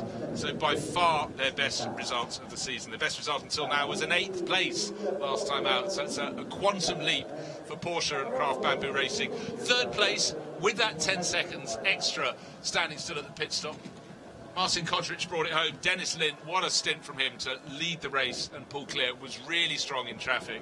But really that 10-second success penalty, if you will, they won't have that for the next race. They have a smaller one. They'll still get the 5-second penalty because they were 3rd here today. But it was a fantastic drive. In the end, only 2.5 seconds down on the race leader. So without the 10 seconds extra at pit stop, you can imagine, do the maths, they'd have been in front. But their first win, surely, isn't that far away from the FFF racing team. But for Martin Kodrich and Dennis Lind, with 2 second places already to their name, that 3rd place today, along with 2 other points finishes, puts them in such a strong position. Consistency really, really is key in GT racing. But let's go down and join the GT4 winners, because 20th place overall, the 81 BMW, Takayuki Kinoshita and Sunako Jukuchu. Excellent drive. Congratulations, guys. What does it feel like to win on your home turf, Japan? Thank you very much. Thank you. I'm Japanese. We are a Japanese champion team. It is our hometown, and so it is first win. It is a long-wanted dream for me. I never forget today. Thank you. It looks like you're about to cry there. What about you? Thank you, thank you. Good job. Thank you so much, and thank you for team staff, SRO, every sponsor. Thank you very much. I think so. Very happy, but so too late for us win. Well, it looks like you guys didn't even break a sweat. Congratulations. Well done. Thank you, guys. Thank you. A very emotional crew. Great to see the other 2 drivers from the sister car wanting to get into the shot as well, because it really means a huge amount. And when a driver says he will always remember this race, victory on home ground in a Japanese team on a Japanese circuit, that is why they came here to Suzuka. But they're doing the whole championship, so they might be able to make it a double header if they can carry on and do the same in 3 weeks' time at Fuji. But don't forget, they've got another race tomorrow, and they're on class pole for that. So it's looking very good indeed here at Suzuka. They've obviously worked out how to get their car balanced, keep the tyres sweet. And the gold standard until now was the Group M Racing Mercedes. That came home nearly 5 seconds down in 2nd place. So the bar has moved in the GT4 Challenge, but those teams getting better and better. So now really just the countdown to the podium celebrations, the last few drivers we could see being rounded up. But let's go back to the highlights of the race. It was a busy, busy grid at the start of the race, as you would expect. People getting down to take a look at the cars. 31 cars coming out to play, the biggest grid in the 2nd championship. It looks as though it was absolutely even down to the first corner. Martin Rump on the Audi on the inside, Dennis Lind and his Lamborghini on the outside, who clearly went around the outside. You'd have thought Martin Rupp would have been able to hang on, but that Lamborghini braked so late, swept around the corner on the outside, able to tuck into the front of turn 2, and then gradually started edging clear over the opening laps. But then Martin Rupp came on strong and started coming back onto his tail. He got down to a fraction of a second. Chasing along behind, Shane Davis moved up into 3rd place, looking really good in the 911 Porsche. The 81 BMW leading the way, but I think there'd been a little setback for the 666 Mercedes. It fell to 4th in the GT4 class before it started its charge. It started coming back through the field with young Japanese former Formula 3 racer Ruichiro Otsuka at the wheel. But he certainly looked very handy indeed. And here was a continuation of the charge. Martin Rump in 2nd place, chasing after Dennis Lind, as you can see, getting super, super close. But then what happened? They came up on the traffic. And certainly the race leader was rather more effective through that when they came to these gaggles of GT3 cars. And there you can see Dennis Lind cutting his way through, and unfortunately the back of the pack, and they're getting caught behind not 1, 2, but 3 GT4 cars. Suddenly the gap went from a second to 4 seconds for Martin Rump. And then it came up to the pit stops. But While most of the teams were nice and tidy with their pit stops, there was a further problem for the 19 car, the race leader, because they had to have an extra 10 seconds at a standstill due to their success in previous rounds, and that meant they'd come out down in effectively third place overall. Their pit stop was a little messy too as they clattered their stopping board. For most of the field though, it's a question of driver out, driver in. The 666 car was handed over from Suzuka. And now here's the messy pit stop for the race leader. The Team EBI Porsche pulled out in front of it and then braked slightly later. Didn't matter, hit the pit board and came out onto the circuit right in the thick of the traffic. The 19 car in the real mix, and after the pit stops it was Frankie Chen Kong Fu who came out in the lead of the race, and he's being chased by Sandy Stuvik. Stuvik got very close indeed, challenged around the outside, but it wasn't to work, and after that Frankie Chen Kong Fu got his head down, took a tenth of a second here, a tenth of a second here, and eventually got a 1.5 second lead, and that looked very good indeed because the 991 Porsche was pushing, but really wasn't expected to haul that back in. Indeed he didn't. In the GT4 class it was 81 BMW all the way, with Jakarta bringing it home. One, it was a little bit loose there as it comes down to the first corner of the circuit. He got ahead of the 666 Mercedes, or it was in the first into the race, and he simply stayed there, much as Frankie Chen Kong Fu did in that number 3 Absolute Racing Audi. Stroked it home towards the end of the race. The challenge from Sandy Stuvik was expended, it was all used up. He did come closer to the tail of the car, but really for Frankie Chen Kong Fu, as he swept through the last corner for the final time, you can see the checkered flag. He backed off 0.8 of a second between first and second. Two very happy crews. There's still lights flashing on the 19 Lamborghini because Martin Kodric managed to overcome that 10-second penalty in the pits and bring it home in third place for yet more championship points, just ahead of Nick Foster. But the winners today, Frankie Chen Kong Fu and the driver who started, Martin Rump. Can they do the same tomorrow?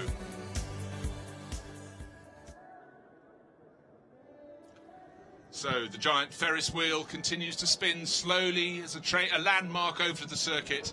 I'm sure the people there enjoyed it, but right now we're going to head down to the podium because it's time to enjoy the action there and see the celebrations of the crews who came good today.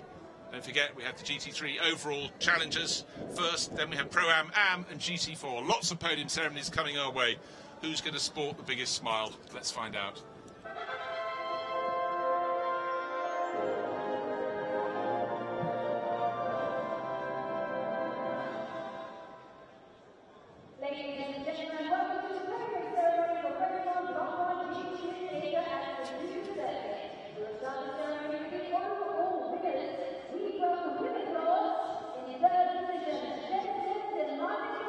So you can hear the third place crew of Dennis Lint and Martin Kodric called up to the podium.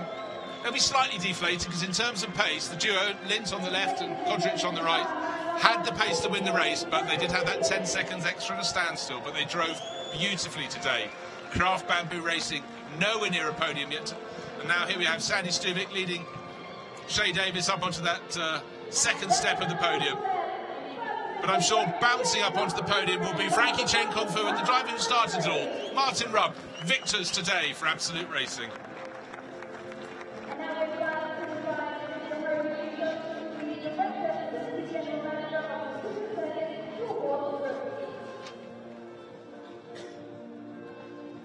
So here's Hiroyuki Shiotsu, General Manager of the Suzuka circuit. He's at Suzuka circuit, out to present the trophies. The FFF Racing team getting remarkably used to them. This will be the first trophy this year for Craft Bamboo Racing in the GT3 class. No wonder that Sandy Stuvik and Shay Davis looked so pleased to receive their trophies from Hiroyuki Shiotsu. And for Frankie Chen Kong Fu and for Martin Rump, the smiles are smiles of quiet satisfaction with that first win of their campaign. Yeah, that's for the team.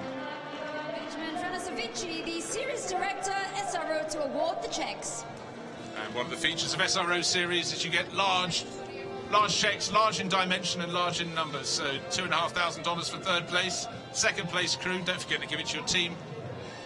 And then they get $5,000, then $10,000 for the winners. So many things to hold that together now for a photo. The drivers need to get squeezed together for the photo, but they've already got their eyes down, they know what they want to do next. And looking at those bottles, they know they want to spray.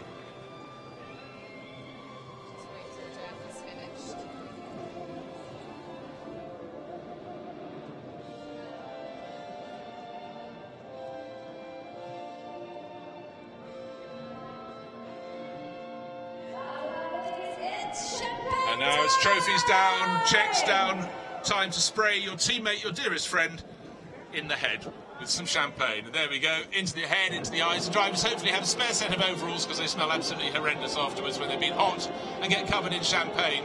But a lot of new faces up on the top steps of the podium today, on the podium itself, and they will savour this moment, maybe as a pivotal moment in their season. But hats off, most notably, to the drivers on the top step, Frankie Chen Kung Fu and Martin Rump, who don't want to leave. They're so happy to be there.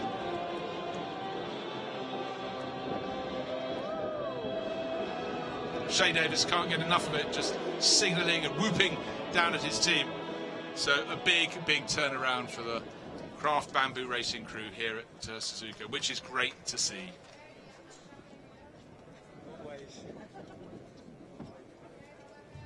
And unfortunately for Craft Bamboo Racing, we saw the sister car coming into the pits. It had a drive-through penalty, but it also a stop-and-go penalty, but it also had rear-end damage. That didn't complete the race. Likewise, the number 37 car that appears to have biffed it up the backside, that also ended the race in the pit garage. And at the very same lap, the number 7 sister car for Absolute Racing, sister car to 37 and sister car to the race winner, was also parked up. So a sudden downturn for Absolute Racing, but they came away with the top prize, don't forget.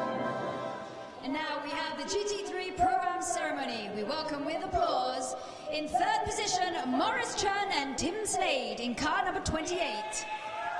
So lots of whooping for car number 28 coming up for third place in the Pro-Am class, and that's the second of the Hub Auto Corsa Ferraris, Maurice Chen and Tim Slade. Second place in class, the Group M Racing entry, Alexander Matchell and Raffaele Marciello. Alexander coming out first, and Raffaele second. Tomorrow I expect to see Raffaele rather higher up the field. And sixth place overall, but the winners of the Pro-Am class from KCMG, Yuki Taniguchi, who's a regular, and Alexandra Imperatori, who's joined the team this weekend in place of Tsugo Matsuda. And I really feel we can see a lot more of the Swiss driver as well. He really got that flying in the second half of the race. CEO of Dixon to award the trophies.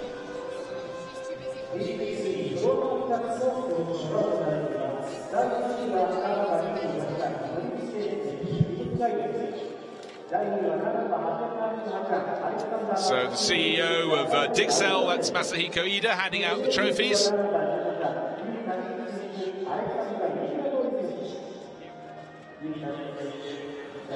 Alexander Matchell getting a lot of trophies this year. And the younger Raffaele Marciello happy with another trophy. And the winners' trophies, out they come. First to Alexander Imperatori on the right of the podium, but on the top step alongside him, Yuki Taniguchi, the KCMG Nissan crew, victorious in the Pro-Am class.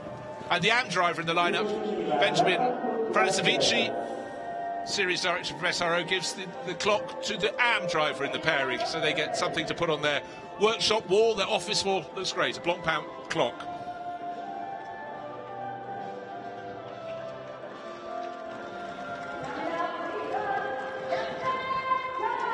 That's the first win in class this year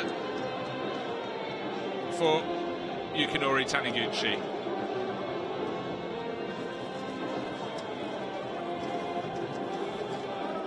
So regular mayhem up on the podium. It's been an enthralling day's racing here at Suzuka. They've got to do it all again tomorrow. But we've had a real change of scene at Suzuka. We might have a further change with rain tomorrow, but what we like, the pot has been mixed. We've come away with new winners today. Overall winners, Pro-Am winners, GT4 winners.